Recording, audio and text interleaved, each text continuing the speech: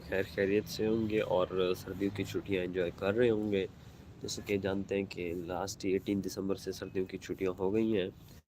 आज से हमने एक न्यू प्लान स्टार्ट किया है which is to start the review of down newspaper.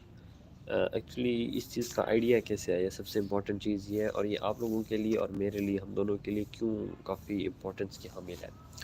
Actually बात यह है कि डॉन न्यूज़पेपर जो है ना, ये पाकिस्तान का मोस्ट क्रेडिबल न्यूज़पेपर है, एज़ वी ऑल नो।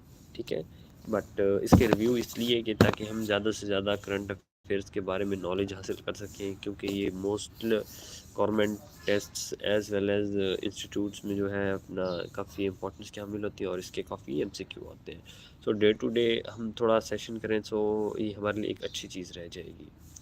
तो हम अपने इस सेशन को स्टार्ट करते हैं, और उसके अलावा स्टार्ट करने से पहले जो मेन जो मेरी, ताकि हमारी हर जो न्यू आने वाली वीडियोस हैं वो आप तक पहुंच सकें। चलिए अब स्टार्ट करते हैं। अच्छा, डाउन न्यूज़पेपर का सबसे पहले जो चीज़ हम पढ़ेंगे वो है इसका मेट्रो सेंट्रल, जिसमें मोस्टली जो है लाहौर की खबरें होती हैं। इसमें से आज एक ही खबर है जो हमारे लिए काफ़ी इंपॉर्टेंस की मिला है, विच इज़ कोर्ट। हाँ, court sets aside detention of Marwat, orders his release. Lahore. The Lahore High Court on Monday set aside the preventive detention of Pakistan Tehreek-e-Insaf leader advocate Sher Ali Marwat. और अब चूंकि हम English में newspaper है, तो हम further discussion भी English language में करें तो हमारे लिए ये काफ़ी हेल्पफुल होगा। Actually, it was happened that last couple of days, very fiery leader of Pakistan Tehreek-e-Insaf, which was named as Advocate Sher Ali Marwat, was detained by the Lahore police on the orders of the Deputy Commissioner of Lahore, and that he accused Mr. Marwat for unlawful practices in the city. So that's why he was detained. But today he has been given bail, and Justice Shehram Sarwar Chaudhary, who was the judge and who passed the order of his release. He also warned the deputy commissioner to not harass the peoples of, especially belonging to Pakistan Tehreek-e-Insaf, and should provide them a level playing field. So this was really an important news. And further, if we move on, and it is the ban on transfers imposed as a part of poll protocol. So as we all know that elections are upcoming in Pakistan, which is set to held on February 8, 2024. So that's why the transfers, that it could harm and could render the credibility of election process. So that's why it has been uh, you know imposed that no transfer will be held. So we move on to further details. The Punjab government on Monday imposed a ban on transfers and posting in pursuance of notification issued by the Election Commission of Pakistan. In a letter addressed to the senior member of Board of Revenue, SMBR Planning and Development Board Chairman, all administrative secretaries, head of departments, autonomous bodies, and all division commissioners, the Punjab government stated that ECP has directed that no government, autonomous, semi-autonomous in the federation and provincial post to transfer any officer till the publication of the names of the returned candidates in the official gazette.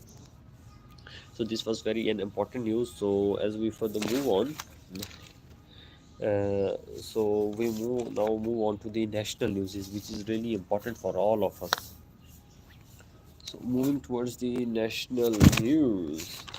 So you know that you can see that this is the today's thumbnail of Dawn. As moving on, the main and the biggest, that thing that came out for today's election is Supreme Court's verdict. So now see that what's the verdict of Supreme Court. Supreme Court shut door on objection to delimitation, which means that delay in the election. So as we all know that some of the parties were trying to, you know, delay the process of election, but they don't get succeeded in their this project. So now study what's the news. Set aside Balochistan High Court verdict on limitations of constituencies.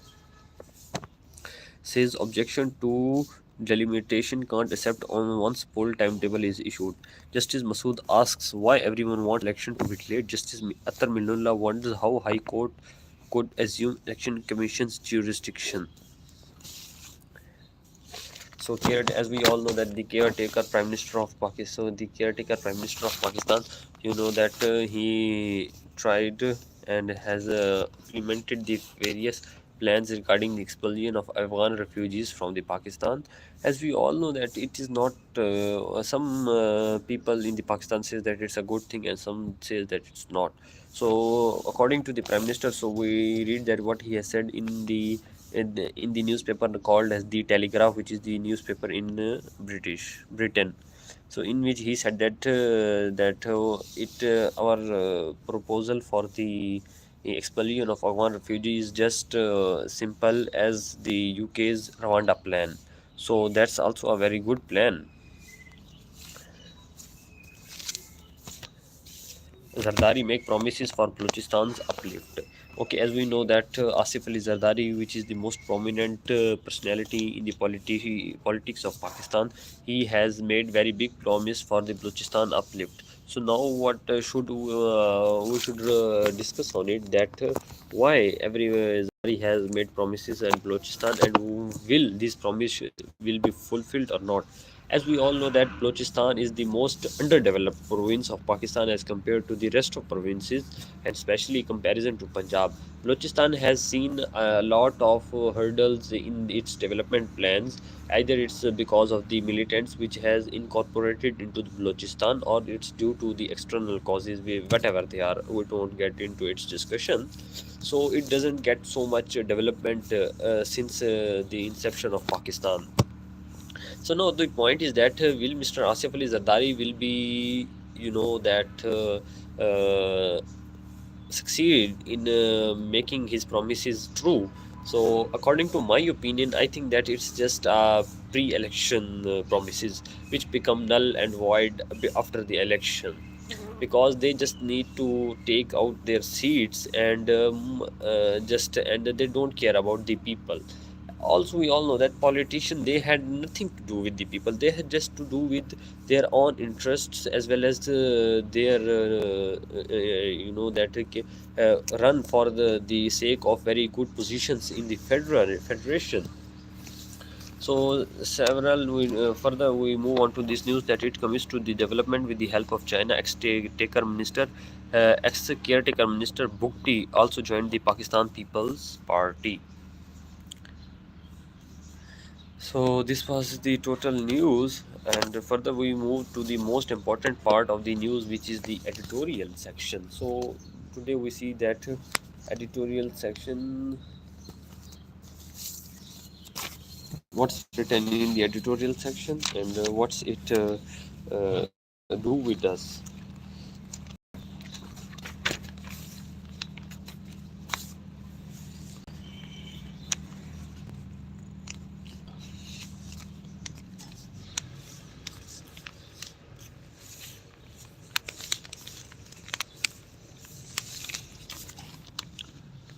So you can move forward when you see that this live section, it's taken something to open the newspaper. So let's see that what's going on.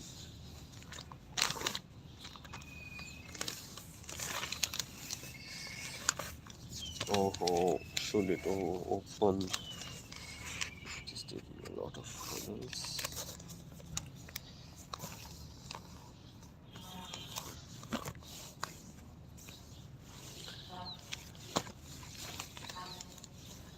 Okay, so there are three editorials as normally which are present.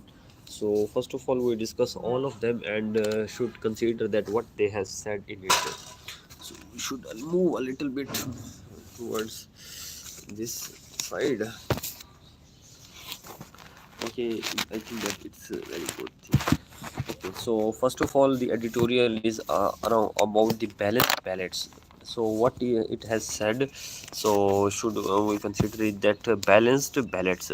The latest voter data by Election Commission of Pakistan is a harbinger of process. The electoral gender gap in Pakistan has notably shrunk to below 10 million.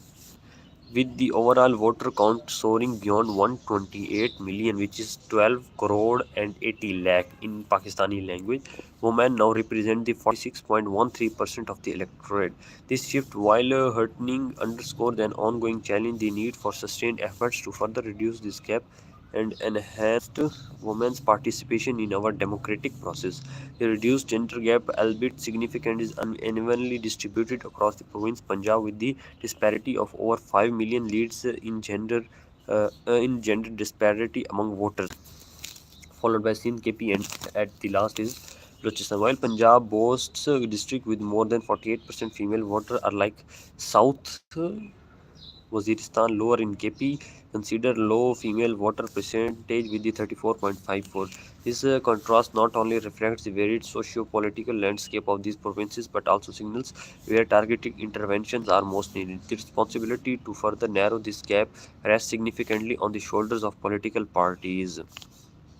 Their role extends beyond merry competition in election. They are, in essence, the stewards of our democracy and must lead the charge in initiatives aimed at encouraging and facilitating women's voting.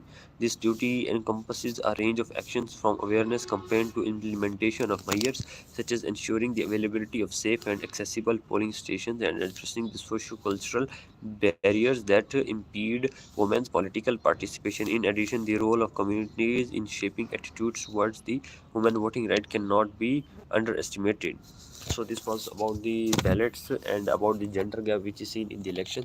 So I think that in the elections, women should also participate in deciding that who should be their next country runner. But the that this gender gap can be very harmful for a democratic country, because in the big democracies of the world the gender gap is very low, but in Pakistan unfortunately it's very large, and due to various reasons, so we should work upon it. So next editorial is regarding the internet freedom. The hour has come for officialdom to recognize that its actions are beginning to remind citizens of police states. Frequent internet bans, a long favored coercive practice that reeks of a refusal to embrace modernity, has triggered frustration. The most recent episode occurred on Sunday, aimed unannounced restrictions on PTI public rallies and poll campaigns. The party's virtual power show too faced disruptions as users from across the country reported difficulties in accessing the social media platform. This makes it all the more important to remember that earlier this year, the Washington based non-profit Freedom House yet again listed Pakistan as not free under its category of Internet Freedom Score. Admittedly, a jalsa on the information highway is hardly an anomaly, so the usual position of protecting citizens will just not hold water. In fact, the heavy-handed attempt at patrolling cyberspace is anti-citizen. It's obstruct the right of millions to communicate, research, learn, and even make a living. Score out the stalling or filtering the internet prevents millions of people from doing business and providing services reliant on internet. Furthermore, this standard state response hurts students, cellular companies, daily wages, as such as delivery personnel, online medical, car and taxi services, and small home run businesses. Such outdated, politically motivated methods are at best indicated of how disconnected the authorities are from the distressed populace and the developed world. The measure also reflects a regressive approach to internet policy making, similarly to that seen in Saudi Arabia and China. However, people in many places, including Pakistan, have devised ingenious channels to sidestep censorship and break virtual barricades with the VPNs. So we should know that what is VPN. It's actually a software which shows the location of a person from any other country and gets to connect. Therefore, it is advisable to move with the time, as suppressing social patterns will not be easy, especially in an economic slump. For the countries to progress with the digital revolution, access to the massive democratic web space should be fundamental, right? So that was about internet freedom. As we know that PTI last Sunday held their political power show on the internet, which was I think that very new in the history of the politics in Pakistan. So it faced a lot of disruptions. That was really a bad thing, that our institutes should consider this thing, that internet freedom is really important. and they should keep working upon it. So this was about the internet freedom, and I assume that Pakistan is also working towards the democratic country. So the next thing is the Balochistan's wounds. So what happened Balochistan? As we all know that Balochistan has to face a lot of problems as compared to other provinces. The state's usual response to grievances from Balochistan is either to ignore them or crack down on those raising voices for their rights. This unfortunate formula has only frustrated alienation and resentment in Pakistan's biggest province. The handling, so here you should consider that how can we say the biggest province of Pakistan with the least population according to province wise is Balochistan, but here the thing biggest means in according to the area. A lot of more than 30 to 40% area of Pakistan, 30% I think, or 25, it's something around it. I am not pretty much sure about it. Area of Pakistan only belongs to this one province. The handling of protests triggered by the controversial death of Balach Mola Baksh last month is a classic example of this failed approach. His slain man was killed under mysterious circumstances in Turbat alleged by the CTD, which is counter-terrorism department, in an encounter. His family has disputed the official version, saying that he had been in custody since October and, in fact, had been presented in court a few days before his killing. The CTD incites Plach was killed by insurgents during a raid. The protests around the man's killing have been continuing in Makran since last November, with political activists and human rights bodies supporting the family calls for justice. Last week, the demonstrators entrenched Quetta, and from the provincial capital, it was decided to march to Islamabad to highlight their cause. From Quetta, under the banner of the Baloch Yakjehti Council, the marchers had been passing through different towns of province. However, on Sunday, the protesters were stopped in Dera Ghazi Khan, Punjab. Numerous marchers were reportedly detained, including women, though the administration says that they were later released. The marchers were apparently stopped due to the violation of Section 144. Most of the people don't know that what Section 144 is. Section 144 is a law which that prohibits the gathering of a lot of people. If the marchers are peacefully exercising their right to protest, the state has no business detaining them. Either the demands of the protesters, a transparent investigation into the case, and an end to the arbitrary detention of both youth should be satisfactorily met. The marchers allowed to proceed to the Supreme Court to express their plaints. The protest in question is sadly following the same trajectory as other before it, namely the Haq Do Tehreek, which was actually when this movement was started. It was started actually in Gwadar Haq Do Tehreek, which to get their basic rights of the people of Gwadar, because they are not getting them, because I think that due to various reasons, not there is any a single one. So, and movements calling for an end to enforced disappearances in Balochistan, when these demands are ignored or the protesters are given empty promises, it is only add to the distance between the people of Balochistan and the state. This sense of deprivation and helplessness is often exploited by the separatist militants. That's the main and thing important. Should we should keep that see that the separatist militants, who are they? Actually, they are not only the people of Balochistan, because a common person in Balochistan wants to be prosperous in its own country, and they love their country very much. So these militants who come from across foreign countries, they infiltrate into our country and they take advantage of such sort of things, that when people lack their basic rights, so these militants exploit them by saying that you don't get basic rights, so you join us and be militant with us, and this leads to their wrong way. We all know that a federation is incomplete without its people, so people should take care about these things, and also the federation is also responsible for this thing, that they should take care about the basic human rights, because if we don't provide any person their basic human rights, so it will be very difficult for those people to be with the federation, and it will be easy for them to join the militants, which is really a good bad thing. So we should our government should take steps upon it for the independence of the people. So the people of Balochistan must be assured that the state cares for them, and the constitution's fundamental right applied to them, just as the supposed to the apply to the rest of the Pakistan. So the overall review of these three editorial, which I think is the freedom. First editorial was internet freedom, then comes the Balochistan freedom Balochistan wants, so we should take care about all of these things. So thank you, gentlemen. This was all of our view of the Dawn editorial. So I will keep updated you on all these issues. Thank you very much. Allah Hafiz.